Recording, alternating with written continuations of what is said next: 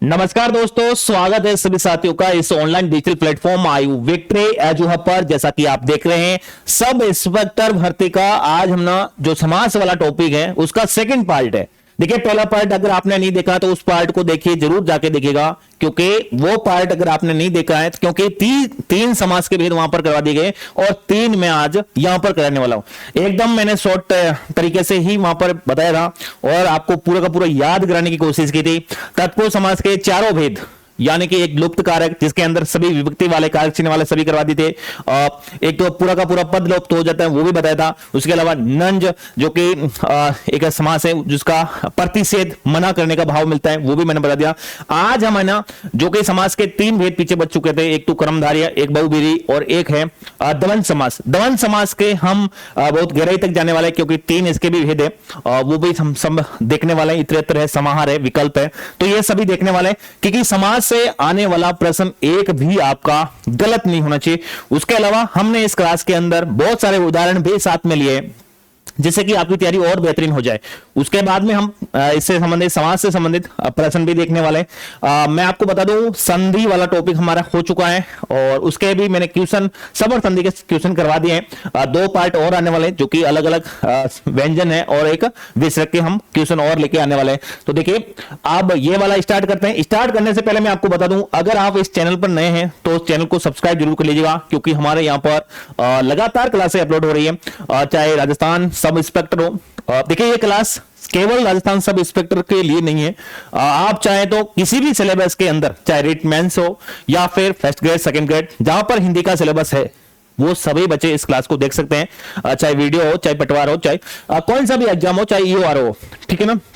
वैसे ईओआरओ के अंदर भी हिंदी वाला सिलेबस है नहीं, लेकिन ध्यान रखना, जहां पर भी आपके सिलेबस के अंदर हिंदी सिलेबस में लिख रखा है, वो सभी इस क्लास को देख सकते हैं, है ना। तो देखिएगा और चैनल को सब्सक्राइब कर लीजिएगा, क्योंकि आगे जितनी भी क्लासें आपको हर रोजाना क्लासें मिल रही हैं, उन क्लासों का भरपूर फायदा उठेगा और इस क्लास को आगे लोगों तक या फिर अपने मित्रों तक शेयर जरूर कीजिएगा। और ध्यान रखिएगा, टेलीग्राम ग्रुप को जरूर ज्वाइन कर लीजिएगा, क्योंकि इसके क्लास की पीडीएफ है या फिर इंपोर्टेंट जानकारी है, वो आपको वहीं पर मिलने वाली है। राजस्थान सब इंस्पेक्टर 2025 और समास। और देखिए, आप जितना भी एग्जाम की तैयारी कर रहे हैं, सही ढंग से तैयारी करिएगा और ज्यादा से ज्यादा साथ साथ में क्वेश्चन भी निकालने की कोशिश कीजिएगा, ठीक है ना। तो हम भी लगातार क्वेश्चन आपके लिए लेके आ रहे हैं, तो आप जरूर याद करने की कोशिश कीजिएगा। अब देखिए, मैं आपको एक बार थोड़ा रिवाइज करा देता हूं ना, फटाफट रिवाइज करा देता हूं। देखिए, जिसका पहला पद अव्यय हो, है ना, पहला पद अव्यय हो या फिर कुछ भी परिवर्तन ना हो, तो उसको मैं क्या यथा और प्रति उपसर्ग वाले और अव्यय का भाव देता हो, वहां पर अविभाव समास कहलाता है। ये मैं सिर्फ वापस से एक बार रिवाइज करा रहा हूं, बाकी हम इसको यहां पर नहीं देखने वाले हैं, ये भी आप ध्यान रखना। अब देखिए, दूसरा समास एक और था, जिसका क्या नाम था, तत्पुरुष समास। तत्पुरुष समास, देखिए तत्पुरुष समास के अंदर क्या होता है, तत्पुरुष समास के अंदर हमेशा ध्यान रखना, दूसरे पद की प्रधानता होती है, दूसरे पद की प्रधानता होती है, पूर्व पद गौण होता है, पहला शब्द विशेषण हो सकता है, का कार्य करेगा। भाई कहीं कहीं में विशेषण नहीं भी हो तो भी होता है, ठीक है ना। तो दो हो गए, इसमें दूसरा पद है। अविभाव समास आप देख चुके हैं और तत्पुरुष समास आप देख चुके हैं, दो समास आपका हो चुका है। और उसके अलावा एक हमने किया था, तत्पुरुष समास के जितने भी भेद हैं हमने वो कर दिए थे, वो भी आपको पता होना चाहिए। तत्पुरुष समास के जितने भेद हैं, जैसे कर्म से स्टार्ट होता है, से विभक्ति आ गई, अपादान से अलग होना या संबंध का के की, रारेरी, अधिकरण में पर। और आपको एक और देखा था हमने, द्विगु समास वाला ना। द्विगु समास के अंदर हमने ये भी देखा था, पहला पद संख्यावाची हो या फिर समूह या समार का भाव होगा। और आज हम देखने जा रहे हैं वो समास का नाम है, क्या नाम है, कर्मधारय समास, ठीक है ना। हम एकदम शॉर्ट तरीके से ही देखने वाले, उस क्लास के अंदर भी हमने एकदम शॉर्ट बनाने की कोशिश की है, जिससे कि आपका दिमाग में फटाक से एकदम आ जाए और आइडिया आ जाए कि भाई ये वो समास हो सकता है। देखिए, पहला पद अव्यय अविभाव समास, दूसरा पद की प्रधानता यानी कि तत्पुरुष समास, द्विगु समास यानी कि पहला पद संख्यावाची होगा और समूह और समार का भाव देगा, ठीक है ना। और ध्यान रखिएगा, जिसका कोई भी पद प्रधान नहीं, तीसरा अर्थ निकले बहुव्रीहि समास, दोनों के मध्य विशेषण विशेष्य के भाव या फिर उपमान उपमेय का भाव मिले कर्मधारय समास। और एक द्वंद जिसके अंदर योजक शब्द मिलेंगे, समायोजक शब्द मिलेंगे, और तथा यदि या फिर आपको मिल सकता है क्या आदि इत्यादि, ये वाला शब्द आपको मिल सकते हैं। तो देखिए हम स्टार्ट कर रहे हैं कर्मधारय समास। एकदम ध्यान से देखने की कोशिश कीजिएगा, मैंने एकदम शॉर्ट से शॉर्ट तरीके से समझाने की कोशिश की है। कर्मधारय, मैं एक पहले आपको बता दूं, समास, हिंदी के अंदर समास 6 प्रकार है, ठीक है ना। लेकिन कई बार यह प्रश्न पूछा भी गया है कि कर्मधारय समास किसका भेद है, तो भी ये भी आप ध्यान रखिएगा, तत्पुरुष समास का ही भाग है, तो ये भी आप एक ध्यान रखिएगा। वैसे अपने ऐसा प्रश्न ना पूछे तो कोई दिक्कत नहीं, लेकिन मैंने यहां पर कर्मधारय तत्पुरुष समास लिखा ना, तो मतलब इसका एक कर्मधारय समास को तत्पुरुष समास का एक भाग माना जाता है, ठीक है ना। अधिको को भी माना जाता है, द्वंद अलग है भाई, ठीक है ना। अब देखिए पहला पद विशेषण और उपमान तथा दूसरा पद विशेष्य या फिर उपमेय का भाव दे। अब सीधी सीधी अपने इतने ही बात तो समझ में, ये उपमा उपमान नहीं समझ में आए तो अपना इतना ही ध्यान रखना है, जो पहला शब्द है या फिर जो दूसरा शब्द है, एक शब्द उसकी क्या बताएगा, विशेषता बताएगा, उसका गुण बताएगा। दोनों शब्दों के अंदर विशेषण और विशेष्य का भाव होगा दोनों के मध्य। भाई सीधे से बात, कोई भी शब्द उठा के देख लीजिएगा, आगे वाला शब्द या फिर पीछे वाला शब्द, दोनों हो सकती है कंडीशन, दोनों बन सकते हुए, उपमेय पहले भी आ सकता है, उपमेय बाद में भी आ सकता है, ठीक है ना। लेकिन हमेशा ध्यान रखना, जो भी होगा उस शब्द के आगे उस शब्द की विशेषता बताएगा, और विशेषता बताएगा इसका मतलब कौन सा होने वाला है, कर्मधारय समास होने वाला है, ठीक है। पहला पद विशेषण हो सकता है, अथवा उपमान। उपमान का मतलब क्या है, देख लीजिएगा, उपमान जिसके द्वारा उपमा दी जाए, जिसके द्वारा उपमा दी जाए, और उपमेय मतलब जिसकी तुलना की जाए। अगर शब्द के अंदर यह वाला विशेषण विशेष्य ना लिखा हुआ हो तो ध्यान रखना उपमेय उपमान भी आ सकता है। उपमेय उसे कहा जाता है जिसकी तुलना की जाए, और उपमान जिसके द्वारा उपमा दी गई हो। तो अपने से सीधा इतना ही ध्यान रखना है, जिस वाक्य के अंदर विशेषण और विशेष्य या फिर उपमेय और उपमान का भाव व्यक्त हो रखा हो, उसके अंदर क्या होने वाला है, कर्मधारय समास होने वाला है। अब देखिए कर्मधारय समास की आ जाएगा उदाहरण पर। अब इस शब्द को देखिए, नील कमल, देखिए नील कमल, देखिए इस कमल की ये विशेषता बता रहा ना, नील कैसा कमल, नीला कमल। देखिए नीला है या फिर नील है जो कमल, आप कुछ भी बोल सकते हो, नीला है जो कमल, नील है जो कमल, है ना। तो ध्यान रखिएगा नील कमल। अब देखिए यहां पर आगे कोई तीसरा अर्थ नहीं निकल रहा है। जब भी किसी वाक्य के अंदर तीसरा अर्थ निकलेगा तो हमेशा ध्यान रखिएगा वो हो जाएगा बहुव्रीहि समास, और यहां पर कोई तीसरा अर्थ नहीं निकल रहा है। हाँ ऐसे शब्द उसमें भी बनेंगे, और बहुव्रीहि समास के अंदर भी आपको ऐसे बड़े बड़े लाइनें वाले उदाहरण मिलेंगे, लेकिन वहां पर हमेशा ध्यान रखिएगा वहां पर एक तीसरा अर्थ जरूर निकलेगा। यहां पर ऐसा कुछ भी नहीं होने वाला, तीसरा अर्थ तो बिल्कुल भी नहीं निकलने वाला है। अब देखिए रक्त लोचन, रक्त लोचन आज मतलब रक्त कैसा, रक्त लाल है जो लोचन, ठीक है ना, कलर बता रहा ना।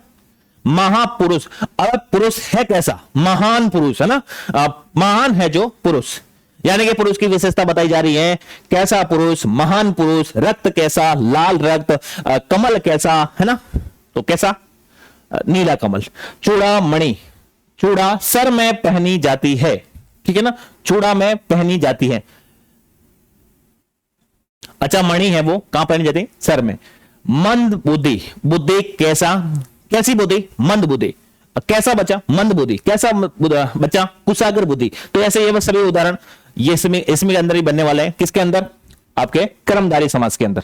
कुछ और उदाहरण है देखिएगा, सद्भावना, सत है जो भावना, का पुरुष नहीं, कायर है जो पुरुष, सज्जन, सत है जो जन, महात्मा, महान है जो आत्मा, काली मिर्च, कैसी मिर्च, काली मिर्च, काली है जो मिर्च, नवयुवक, नव है जो युवक, ठीक है। तो इन सभी वाक्य के उदाहरण को देखने के बाद एक बात कॉमन आ रही है, और वो बात कॉमन ये है, इन सभी शब्दों उदाहरण के अंदर आपको एक चीज दिख रही होगी, सभी शब्दों की विशेषता बताई जा रही है, और जहां जहां विशेषता बताई जाएगी वहां पर कर्मधारय समास होगा, क्योंकि विशेष्य और विशेषण का इसके अंदर संबंध स्थापित हो रहा है, उपमान और उपमेय का संबंध स्थापित हो रहा है, यानी कि एक पद दूसरे पद की विशेषता बता रहा है, और यही विशेषता हो रही है, इसी कारण यहां पर क्या हो रहा है, कर्मधारय समास हो रहा है। देखिए अगला कुछ और उदाहरण दे रखे, जैसे देखिए कमलायन, देखिए वो अब तक तो ये सिर्फ ऐसे भी आ रहे थे, सत है जो ये लगा रखा था बीच में, अब देखिए कुछ और बन रहे, अब देखिए इनके बीच के समान ऐसे भी बन सकते हैं, ऐसे भी बन सकते हैं, पहले भी आ सकता है, यानी कि विशेषण पहले भी आ सकता है, विशेषण बाद में भी आ सकता है, दोनों का ध्यान रखना। लेकिन आपको तो बस इतना सा ही ध्यान रखना है, जिस वाक्य के अंदर विशेषता बताई जाए और तीसरा अर्थ न निकले तो वहां पर कर्मधारय समास होगा। देखिए कमलायन, कमल के समान नयन, यह नयन मतलब आंखें, राजीव लोचन यानी राजीव कमल के समान लोचन, कमल के समान लोचन। पाषाण हृदय, अब पत्थर के समान हृदय बोल सकते हो या फिर पाषाण के समान हृदय, हृदय मतलब है ना। कुसुम कोमल, कुसुम के समान कोमल, फूलों के समान कोमल है ना, कुसुम को मतलब फूल के ना। चरण कमल, कमल रूपी चरण, हाँ देखिए के समान हो जय और या फिर रूपी, ये तीनों शब्द आ सकते हैं और इन तीनों शब्दों से बनाए जा सकते हैं कर्मधारय समास के अंदर। क्या बनाए जा सकते हैं, देखिए ये देखो ये कम के समान लिख रखा है, के समान वहां पर है जो लिख रखा था, और इसमें रूपी का भी प्रयोग करके भी बनाया जा सकता है। अब देखिए चरण कमल, कमल रूपी चरण, भाई कैसे पैर, पैर कैसे, तो कमल रूपी, ध्यान रखिएगा विशेषता बता जा रही है। दे लता, लता रूपी दे। मुख चंद्र, चंद्र रूपी मुख। भुजदंड, दंड या फिर डंडा रूपी भुजा, ठीक है ना। इन सभी उदाहरणों के अंदर एक ही चीज कॉमन है और वो चीज है एक दूसरे की दोनों पदों में विशेषण और विशेष्य का भाव संबंध स्थापित हो रहा है और एक पद दूसरे पद की विशेषता बता रहा है, मतलब उपमा और उपमेय का भाव व्यक्त हो रहा है। आप सभी के अंदर आप देख लीजिएगा, आप देखे क्या से प्रश्न करके देख लीजिएगा, सब में उदाहरण मिल जाएगा आपको, उत्तर मिल रहा है। दे कैसे, तो आपको मिल रहा है लता, चरण कैसे, कमल के समान, लोचन कैसा, कमल के समान, ऐसे सभी का आपको उत्तर मिल रहा है। और क्या हो रहा है, सभी के अंदर विशेषता प्रकट हो रही है। अब देखिए ये अपना कंप्लीट हो चुका है, कर्मधारय समास कंप्लीट हो चुका है। बस आपको इतना ही ध्यान रखना है, विशेषण और विशेष्य, उपमान और उपमेय का भाव यह संबंध स्थापित होना चाहिए। अगला है पांचवा, चार हम कंप्लीट कर चुके हैं, अब पांचवा है द्वंद्व समास। द्वंद्व समास के अंदर एक चीज आपने ये ध्यान रखनी है, यहां पर क्या है ना, दोनों ही शब्द के दोनों ही पद प्रदान होने वाले, मतलब दोनों ही शब्द की दोनों प्रधानता होने वाली है। अब देखिए इसके अंदर आपको एक चीज आपको देखने को मिल सकती है, तथा, और, यहां, अथवा, आदि इत्यादि, ये शब्द आपको देखने को मिल सकते हैं। लेकिन ध्यान रखना आदि इत्यादि तो उसके अंदर मिल सकता है, लेकिन आप विशेष तौर से इन शब्दों को ध्यान रखना, तथा, और, या, अथवा, इन चार शब्दों को ऊपर पकड़ रखना और यही शब्द आपको द्वंद्व समास के अंदर मिलने वाले हैं। ये कैसे शब्द है, योजक शब्द। देखिए इनका इसमें योजक चिन्ह भी मिल सकता है और यह संयोजक शब्द है, मतलब जोड़ने वाले शब्द है, अपने भाषा में जोड़ने वाले ये शब्द है, ठीक है। और इसके अंदर अब द्वंद्व समास के अंदर सबसे इंपॉर्टेंट परिभाषा तो आपको पता चल गई, दोनों पद प्रदान होंगे। अब सबसे इंपॉर्टेंट यह है कि द्वंद्व समास के तीन भेद है, एक तो इतरेतर है, एक समाहार है, एक विकल्पक है। अब देखिए सबसे पहले हम ले रहे हैं इतरेतर द्वंद्व। अब देखिए इतरेतर द्वंद्व के अंदर क्या होगा, हमेशा ध्यान रखना अलग अलग इनका अस्तित्व होने वाला, किसका, जो भी इसके उदाहरण आने वाले, दो पद आने वाले, इन दो पदों का दोनों का अलग अलग अपना अर्थ निकलेगा या फिर दोनों का अलग अलग अस्तित्व होगा, यानी कि दोनों एक दूसरे के ऊपर निर्भर नहीं रहने वाले हैं, दोनों अलग अलग अर्थ निकालेंगे। और हमेशा ध्यान रखना जहां भी इतरेतर द्वंद्व होगा उसके अंदर और, तथा, एवं ये बीच के अंदर मिलने वाले हैं जब भी उनका समास विग्रह होगा, ठीक है ना। अब देख लीजिएगा इधर उदाहरण आ चुके हैं। देखिए अन्न जल, दोनों अलग अलग शब्द, दोनों का अलग अलग महत्व है, दोनों एक दूसरे के ऊपर बिल्कुल भी निर्भर नहीं है। देखिए अन्न और जल दोनों अलग अलग है, दोनों को जोड़ा गया है और से, लेकिन दोनों का भाव अलग अलग है, दोनों एक दूसरे के ऊपर निर्भरता नहीं है इनके ऊपर। देखिए राधा कृष्ण, राधा और कृष्ण, माँ बाप, माता पिता बोल सकते हो, माँ बाप बोल सकते हो, माँ और बाप बोल सकते हो। पढ़ा लिखा, पढ़ा और लिखा। दूध रोटी, दूध और रोटी। 68, 8 और 60। खट्टा मीठा, खट्टा और मीठा। देखिए इन शब्दों सबको देखने के बाद में हमें आप एक भी चीज कॉमन लगी और वो चीज ये है, इन शब्दों के मध्य दोनों का अलग अलग अर्थ निकल रहा है। आगे अलग आएगा उदाहरण देख लेना, इसके अंदर अलग अलग अर्थ है, दोनों एक दूसरे ऊपर निर्भरता नहीं है। और सबसे इंपॉर्टेंट और, तथा, एवं, यही इनके बीच में लगा हुआ मिलेगा आपको। और यह जब मिलेगा, अगर सीधा इतरेतर न दे रखा है, द्वंद्व समास दे रखा है, तो आपको सीधा द्वंद्व समास करना है। लेकिन अगर वो अंदर गहराई तक जाके पूछता है तो हमेशा ध्यान रखना इतरेतर द्वंद्व होगा। चलेगा, अगला लेते हैं। अब देखिए अगला है अब वो तो ऊपर वाली परिभाषा तो सेम रहने वाली है कि भाई दोनों पद प्रधान होने वाले हैं, और तथा और या अथवा ये तो होने वाला है। अब देखिए समाहार द्वंद्व है ना, उसके अंदर क्या होगा, एक समूह का भाव मिलने वाला है, एक समूह का भाव मिलने वाला है किसके अंदर, ये आपके समाहार द्वंद्व के अंदर। अब सबसे इंपॉर्टेंट चीज ये है, एक समूह का तो ऐसा मिलने वाला ही है भाव, लेकिन इसके अंदर इत्यादि या फिर आदि जैसे शब्द यूज हो रखे होंगे, इत्यादि या फिर आदि, तो ये शब्द यूज होंगे। अब देखिए इनके भी उदाहरण देख लेते हैं। देखिए इनके उदाहरण देखिए, हाथ पांव, अब आप इसको अलग अलग नहीं कर सकते, हाथ पांव आदि, ठीक है ना।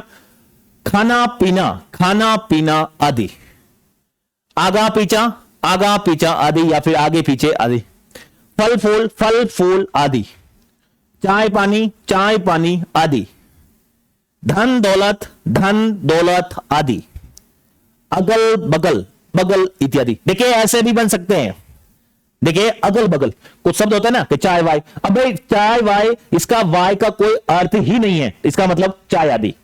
अगल बगल तो सिर्फ अगल का क्या मतलब है, बगल, ठीक है, अगल बगल में सिर्फ इसमें बगल ही लिया, बगल इत्यादि, तो ये ऐसे भी बनाए जा सकते हैं। तो ध्यान रखना, इतरेतर में हमने देख लिया तथा या एवं, लेकिन यहां पर एक समूह का भाव देगा, और वहां पर तो अलग अलग अर्थ निकल रहे थे इतरेतर में, लेकिन यहां पर एक समूह का भाव, इत्यादि आदि जैसे शब्द से ही बनेंगे, और वहां पर भी समाहार द्वंद्व, या फिर यह ऑप्शन ना मिले तो सीधा द्वंद्व समास होने वाला है। ये उदाहरण आपको मैंने बता दिया। अब देखिए अगला चलते हैं, और अभी तक आप इस चैनल पर नए हैं तो सब्सक्राइब जरूर कर लीजिएगा, क्लास को अधिक से अधिक लोगों तक पहुंचाने की कोशिश जरूर कीजिएगा, जिससे कि आपको भी फायदा हो और हम भी मोटिवेट हो, और हम भी ऐसी क्लासें और लाते रहें जिससे कि आपको और बेहतरीन फायदा हो, ठीक है ना। तो अब देखिए अगला द्वंद्व समास का ही विकल्प द्वंद्व समास। देखिए इसके अंदर क्या होने वाला है, उसके अंदर, अब इसके अंदर यह होने वाला है, शब्दों के बीच या फिर अथवा, यह शब्द मिलने वाले भाई, या फिर अथवा, या अथवा, इसमें सबसे ही पता चल रहा है विकल्प का।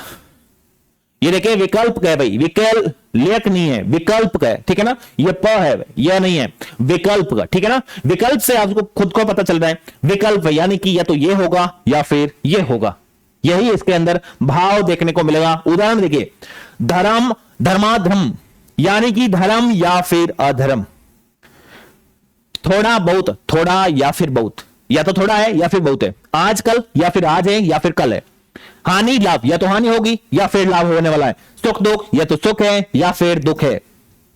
देखिए यस और अपयस, या तो यस होगा या फिर अपयस होगा, या तो यस बहुत मिलेगा या फिर अपयस होने वाला है। तो देखिए इन सब शब्द के अंदर क्या क्या लिखा हुआ है, इनके अंदर एक ही भाव आपको इंपॉर्टेंट चीज मिल रही है, वो मिल रही है इन शब्दों का एक अलग अलग हो रहा है, मतलब विकल्प दिया जा रहा है आपको, या तो ये होने वाला है या ये होने वाला है। इसके अंदर अथवा लगेगा तो भी सही है, कोई दिक्कत नहीं है, लेकिन या वाला लगे तो भी सही है। मतलब आपको सीधा तीनों पढ़े हैं, इतरेतर, समाहार, और आपके एक है ये विकल्प। विकल्प में आपको पहले से ही पता चल गया, या फिर अथवा लगा देंगे। समाहार के अंदर आदि इत्यादि मिल जाएगा, और क्या होगा, समूह का भाव मिलेगा। लेकिन इतरेतर के अंदर क्या, तथा एवं, है ना, उसके अंदर वो मिलने वाले और मिल जाएगा, ठीक है ना। उसके अंदर क्या होने वाला, उसके अंदर अलग अलग शब्दों के अलग अलग अर्थ निकलेंगे, मतलब एक अलग अलग शब्द अलग अलग अर्थ निकलने वाले। और हमेशा ध्यान रखिएगा शब्द के आपको पहले से ही देखने को, अगर ये शब्द के, ये तो ठीक है, ये विभाजन ये समास विग्रह के बाद मिलेगा, लेकिन इन शब्दों के बीच में ये शब्द लिखा है, ये देखिए यहां पर भी एक लाइन है, देखिए ये सभी लाइनें दिखाई दे रही है, यहां पर भी है धर्माधर्म, ठीक है। इन सब लाइनों का योजक चिन्ह बोलते हैं इसको। और ध्यान रखिएगा द्वंद्व समास का जहां जहां उपयोग होगा वहां पर योजक चिन्ह जरूर मिलेगा, ठीक है ना। और समास विग्रह करने के बाद में भी आपको ये वाला शब्द आपको सीधे देखने को मिल जाएंगे, जिससे कि आप सीधा पकड़ पाएंगे कि यह समास कौन सा है। चलिए अगला समास लेते हैं, बहुव्रीहि समास। एकमात्र समास हमारा बचा है और यह है बहुव्रीहि समास। इससे और ज्यादा क्वेश्चन आते हैं, बहुत सारे क्वेश्चन आते हैं इनसे, इसलिए इसको भी ध्यान से पढ़िएगा। इस समास का एक ही परिभाषा है, ध्यान रखना, कोई भी एक पद प्रधान नहीं होता है, मतलब ना तो पहला पद प्रधान है, ना दूसरा पद प्रधान है, ना उत्तर पद है, ना अब दूसरा पद प्रधान। पूर्व पद उत्तर पद दोनों प्रधान नहीं होते भाई, कोई भी एक पद प्रधान नहीं होता है, पूरा समस्त पद कोई अन्य, यानी कि अन्य ही अर्थ, यानी कि तीसरा अर्थ निकलता है। इस समास का सीधा अपने अगर अपनी भाषा में अगर परिभाषा देखें तो ना तो इसका पहला पद प्रदान होता है, ना इसका दूसरा पद प्रदान होता है, एक तीसरा ही अर्थ निकलता है। यानी कि अगर हिंदी की भाषा में देखे जाए तो ना उत्तर पद ना पूर्व पद, कोई भी पद प्रदान नहीं होता है और एक तीसरा अन्य अर्थ इसका निकलता है। उदाहरण देख लीजिएगा, आप खुद समझ जाएंगे कि यह हो क्या रहा है। देखिए वज्र पाणी, वज्र जिसके पाणी यानी कि हाथ में है वज्र, अर्थात वो व्यक्ति या फिर वो कौन है, तो वो है इंद्र भगवान, ठीक है ना। तो इसका तीसरा अर्थ निकल रहा है, इसलिए आपको कहीं भी मिले वज्रपाणी तो सीधा बहुवीरी समास होना चाहिए।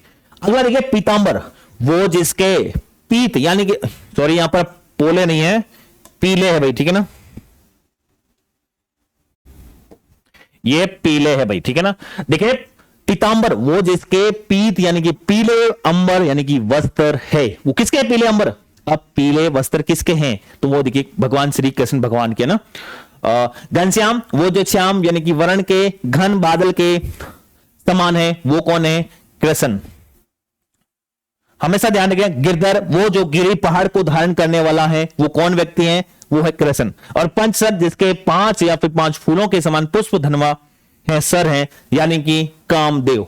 तो देखिए इन वाक्यों को देखने के बाद में आपको क्या लगा, देखिए इनमें पीतांबर है, वज्रपाणी है, घनश्याम है, गिरिधर है, पंचसर है, इन सब के अंदर क्या हो रहा है, इन सब के अंदर यह हो रहा है कि इनमें जब भी समास का विग्रह किया जा रहा है तो इसमें ना तो पहला पद प्रदान हो रहा है ना ही दूसरा पद प्रदान हो रहा है, इसका एक तीसरा अर्थ जरूर निकल रहा है। जैसे ही आप इसकी लाइन ये इसका समास विग्रह करो तो इसका तीसरा अर्थ जरूर आ रहा है, और तीसरा अर्थ होने की वजह से ही इसमें कौन सा समास होने वाला है, बहुवीरी समास। कुछ और उदाहरण है देखिएगा, मकर ध्वज वो जिसके मकर का ध्वज है यानी कि कामदेव। लंबोदर वो जिसके लंबा उदर है, अर्थात आप सबको पता होगा गणेश जी का सबसे लंबा उदर यानी पेट है ना। एक दंत वो जिसके एक दंत मतलब एक ही दांत है, अर्थात गणेश जी का। वक्रतुंड जिनका तुंड यानी कि मुक्र वक्र यानी टेढ़ा है, यानी कि गणेश जी का। पंचानन वो जिनके पंचानन यानी कि 5 मुंह, किसके, शिव जी के। नीलकंठ वो जिनका कंठ नीला है, अर्थात शिव जी का। चंद्रचूड़ वो जिनके चूड़ यानी कि सिर पर क्या है, चंद्र है, यानी कि शिव जी। चंद्रमौली वो जिनके मौली यानी कि मस्तक पर चंद्र है, अर्थात कौन होगा इसके अंदर भी, शिव। तो देखिए इसके अंदर भी क्या हो रहा है, एक ही चीज कॉमन आ रही है, अर्थ तीसरा अर्थ निकल रहा है। और तीसरा अर्थ जैसे भी ये आपको सब दिखाई दे देना, चाहे मकर ध्वज हो, लंबोदर हो, एक दंत हो, वक्रतुंड, पंचानन, नीलकंठ, चंद्रचूड़, चंद्रमौली, ये सभी शब्द इसके अंदर क्या होने वाला है, बहुवीरी समास होने वाला है, ठीक है ना। बहुवीरी समास इंपोर्टेंट है, यहां से क्वेश्चन ज्यादातर यहीं से क्वेश्चन आता है भाई, इसमें से आता है, कर्मधारी में से आता है, अविभाव समास में आता है। मतलब ऐसा कोई समास है नहीं कि जिसमें क्वेश्चन ना आए, हर समास में से क्वेश्चन बहुत ज्यादा आता है और सबसे अच्छा टॉपिक भी है। अगले कुछ और उदाहरण है, देखिए सूले पाणी वो जिनके पाणी हाथ में सूल यानी कि त्रिशूल है, अर्थात किसके हाथ में त्रिशूल है, शिव जी के। वीणा पाणी वो जिसके हाथ में वीणा है, अर्थात किसके, सरस्वती जी के। नीरज, देखिए ये उदाहरण आप देखिए ऐसे भी हो सकते हैं, ये तो आपके भगवान वाले चल रहे थे, सभी भगवान देवी देवता है ना, वो वाले उदाहरण तो आपको पता चल जाएगा, लेकिन कुछ उदाहरण ऐसे भी आ सकते हैं और ऐसे आएंगे, ये वाला सही करना आप ध्यान रखना। देखिए नीरज, अब सबसे पता चल रहा है वो जो नीर से जन्म लेता है यानी कि कीचड़ से जन्म लेता है, जल से जन्म लेता है, अर्थात किसको बोलते हैं, कमल। तीसरा अर्थ निकल रहा है इसका भी। नरेश जो नरों का ई से, अर्थात वो राजा नरपति है ना। और देखिए त्रिवेणी, 3 नदियां जहां पर मिलती है वहां पर त्रिवेणी संगम बनाया जाता है, और यहीं पर, और संगम कहां पर बन रहा है, वैसे प्रयाग में बन रहा है, प्रयाग उत्तर प्रदेश। यहां पर 3 नदियां आपस में मिल रही हैं और यहां पर, तो मतलब कहने का मतलब यह है, कहने का मतलब यह है कि सबसे इंपॉर्टेंट चीज यह है, एक तीसरा अर्थ निकलना चाहिए, चाहे आप कैसा भी शब्द आ जाए आपके सामने, और अगर उसका तीसरा अर्थ निकल रहा है तो वहां पर बहुवीरी समास होगा। बहुवीरी समास की यही एकमात्र विशेषता है जिसका न पहला पद न दूसरा पद, एक तीसरा अर्थ जरूर निकलेगा। देखिए पशुपति पशुओं का पति, अर्थात शिव जी। इंदु शेखर वो जिनके इंदु यानी चंद्रमा शेखर सिर का आभूषण है, अर्थात शिव जी का। रतिकांत वो जो रति का कांत यानी कि पति है, अर्थात कामदेव। मकर ध्वज जिसके मकर का ध्वज है, अर्थात ये कामदेव, ये हमारा पहले भी हो चुका है। और सचीपति वो जो सची का पति है, अर्थात इंद्र। ये सभी उदाहरण आप देख रहे हैं ना, ये सभी का सभी बहुवीरी समास के हैं। जैसे पशुपति हैं, इंदु शेखर हैं, रतिकांत हैं, मकर ध्वज है, सचीपति। और आपको मैं अब ये बता दूं कि ये जितने भी उदाहरण लिए हैं ना, ये हर परीक्षा के अंदर कहीं ना कहीं आपसे पूछे गए हैं या फिर इंपॉर्टेंट है। ये कई बार पूछे गए सवाल, इसलिए आप अगर इस स्लाइड को या फिर इस क्लास को भी अगर आप देख के जाते हैं तो भी फिर आपका काम होने वाला है। मतलब पर्सन आपका यहीं से क्लियर हो जाएगा, मतलब वहां पर पर्सन गलत होने का चांस ही नहीं बनता है।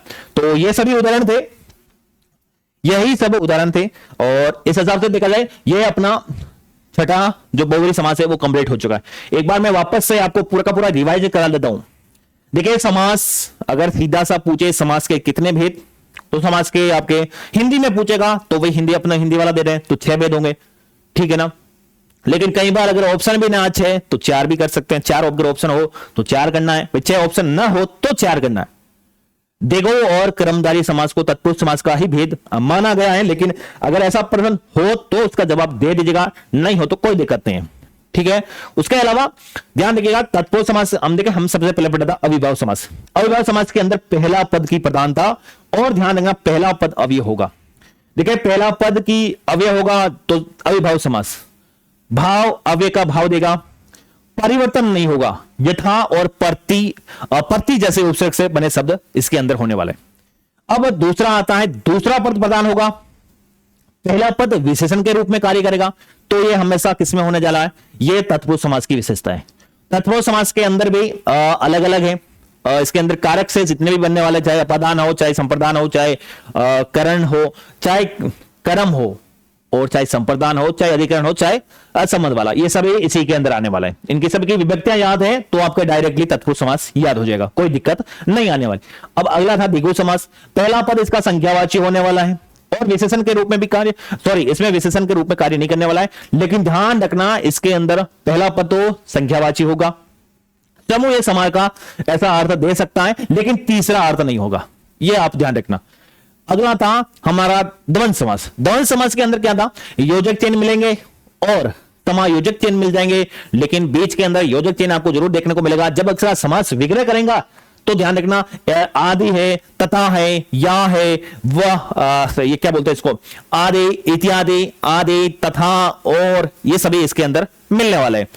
तो इसके भी कितने भेद हैं, इसके 3 भेद हैं, इतरेतर है, समाहार है, विकल्प है, ये अभी हम पढ़ के आए। उसके अलावा देखिए कर्मधारय समास। कर्मधारय समास के अंदर ध्यान रखना दोनों पदों के अंदर विशेषण और विशेष्य, उपमान और उपमेय, इनका क्या होने वाला है, संबंध होने वाला है, और दोनों एक दूसरे की क्या बताने वाले, विशेषता बताएंगे। भाई एक शब्द इसकी विशेषता बताएगा, वो हो सकता है उपमेय पहले भी आ सकता है, उपमेय बाद में भी आ सकता है, लेकिन आपको सिर्फ ये पकड़ माना चाहिए कि विशेषता वाला शब्द होगा।